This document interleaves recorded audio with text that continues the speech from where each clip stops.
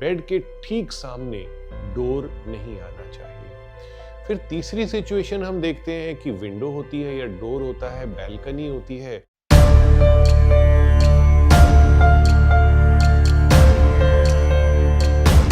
बार बार आप डॉक्टर के पास जा रहे हैं और छोटी छोटी प्रॉब्लम्स आ रही हैं, समझ ही नहीं आ रहा कि मैंने तो अपने लाइफस्टाइल को बहुत अच्छा किया है, एक्सरसाइज, डाइट एंड ओवरऑल जितनी भी चीज़ें हैं, कुछ गलत खाना नहीं, तो क्यों प्रॉब्लम्स आ रही हैं, हेल्थ क्यों खराब हो रही है? इस पे थोड़ी सी नज़र डालते हैं।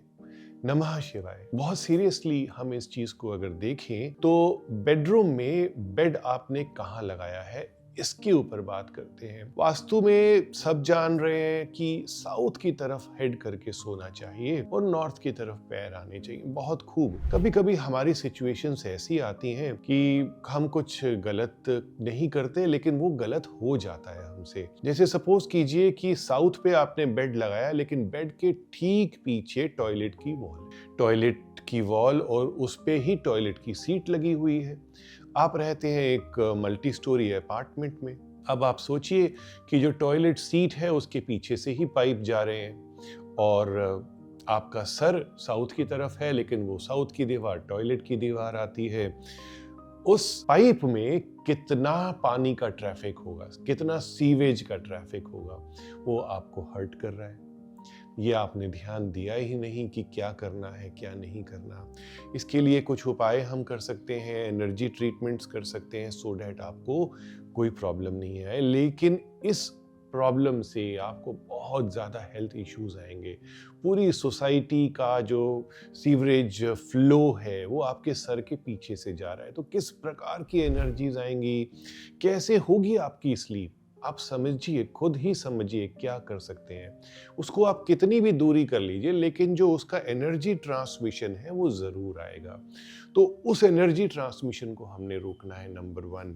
फिर हम बात करते हैं बेड की जो प्लेसमेंट है, कुछ ऐसे है कि जैसे ही बेडरूम का डोर ओपन हुआ, ठीक सामने बेड आ जाता है। ठीक सामने कोई भी चीज़ आती है, यानी कि जब फ्लो आ रहा है एनर्जी का या कोई भी आ रहा है, एक तो प्रिवेसी खराब होती है और उससे हमारी इनसिक्योरिटीज क्रिएट हो जाती हैं। जैसे ही दरवाज़ा खुला, बेड दिखना ही नहीं चाहिए। एक सेक्रेड प्लेस होता है बेड। जब हम स्लीप कर रहे होते हैं, हमारी जो सिचुएशन होती है एक बच्चे की तरह होती है। कैसे भी करवट लेके सो रहे हैं। बच्चे को माँ देखे तो ठीक है, लेकिन जब आप बड़े हो जाते हैं या आप मैरिड हैं तो कैसे सो रहे हैं, कोई भी दरवाज़ा ओपन कर सकता है, किसी भी समय ओपन कर सकता है। तो इन सब चीज़ों को अगर आप देखेंगे और वास्तु एंगल भी देखेंगे तो बेड के ठीक सामने डोर नहीं आना चाहिए। फिर तीसरी सिचुएशन हम देखते हैं कि विंडो होती है या डोर होता है, बैल्कनी होती है और डायरेक्शन के अकॉर्डिंगली हमें वही दिशा मिलती है, या ईस्ट में ओपनिंग है या साउथ में ओपनिंग है, लेकिन आपको बेड वहीं लगाना पड़ रहा है। वो भी एक एनर्जी प्रॉब्लम है। इसकी वजह से कभी कभी तो हमें ऐसे डरावने सपने आते हैं कि पूरा दिन हमारा खराब जाता है और कैसे करेंगे स्लीप, ये बड़ी प्रॉब्लम है। इन सब चीज़ों को एड्रेस करना बहुत ज़रूरी है।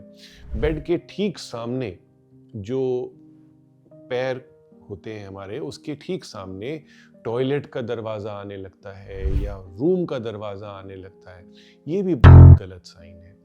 ऐसा तो हमारी हेल्थ बहुत ज़्यादा खराब कर देता है। तो जब इतनी बारीकी से वास्तु को आप देखोगे और देखने के बाद जब आपको एक ही बारी सेटल करना है, तो लाइफ आसान हो जाएगी। थोड़ा समय निकाल लीजिए वास्तु के लिए, इन सब चीज़ों को बैलेंस कीजिए, हार्मनी में लेके आइए वास्तु को।